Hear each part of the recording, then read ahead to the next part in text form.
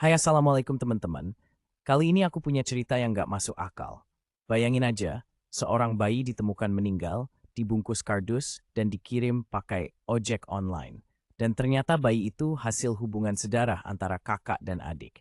So guys, gak usah lama-lama, kita langsung aja ke ceritanya. Sebuah kisah memilukan mengguncang hati masyarakat Indonesia.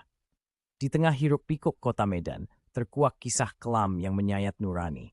Seorang bayi hasil hubungan incest ditemukan tewas, dibungkus rapi dalam kardus, dikirimkan lewat ojek daring seperti barang biasa. Tragedi ini bukan hanya mencerminkan kemunduran moral, tetapi juga menunjukkan betapa rapuhnya benteng pelindung terhadap perempuan dan anak di negeri ini. Peristiwa ini terjadi pada 7 Mei 2025 di Medan, Sumatera Utara. Sebuah paket mencurigakan diterima oleh seorang warga yang kemudian melaporkannya kepada pihak berwajib. Lokasi penemuan menjadi titik awal terbongkarnya kisah gelap dalam keluarga korban.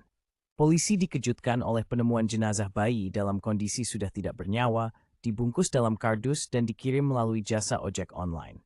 Awalnya, kasus ini hanya dianggap sebagai buang bayi biasa.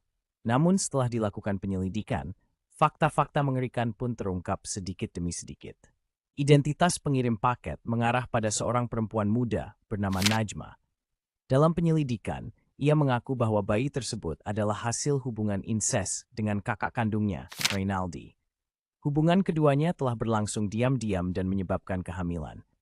Najma yang juga dikenal sebagai pekerja seks komersial sempat mencoba menutupi fakta ini, namun penyelidikan DNA kini sedang dilakukan untuk memastikan kebenarannya. Bayi itu lahir dalam kondisi hidup, namun akhirnya meninggal dunia dengan penyebab yang masih diselidiki.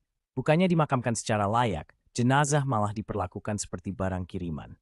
Sementara itu, trauma dan tekanan sosial yang dialami Najma menjadi sorotan tersendiri dalam kasus ini. Keduanya kini berhadapan dengan jeratan hukum dan kecaman publik. Tragedi ini membuka mata kita semua bahwa di balik modernisasi dan kemajuan teknologi, masih banyak luka sosial yang tersembunyi.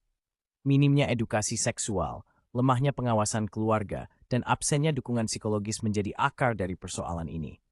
Negara, masyarakat, dan keluarga harus lebih peka dan bertindak nyata untuk mencegah tragedi serupa.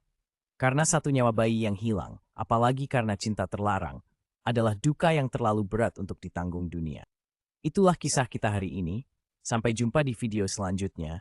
Dan jangan lupa like, komen, dan subscribe kalau kamu suka dengan cerita-cerita seperti ini. Sampai jumpa di kisah selanjutnya. Bye guys.